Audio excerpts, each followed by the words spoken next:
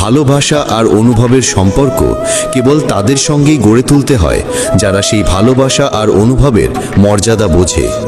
যদি তুমি এমন কাউকে ভালোবাসো যে তোমার ভালোবাসার কদর অরে না, তাহলে সেটা তোমার হৃদয়ের সবচেয়ে বড় কষ্ট হয়ে ওঠে। তুমি যদি এমন কাউকে অনেক মূল্য দাও যে তোমাকে কোনো মূল্যই দেয় না, তাহলে তার থেকে কেবলই অশ্রু পাও। তাই মনে রেখো, একটা ভুল সম্পর্কের চেয়ে একাকিত্ব অনেক ভালো।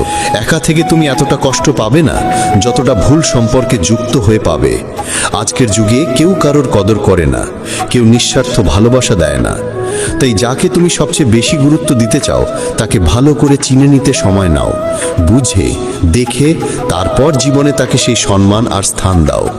কাউকে ভালোবাসা দেওয়া, সম্মান দেওয়া ভুল নয়, কিন্তু সেই ভালোবাসা আর সম্মান যদি তোমাকে কষ্ট দিতে শুরু করে, তাহলে সেই সম্পর্ক থেকে সরে আসাটাই তোমার জন্য উত্তম।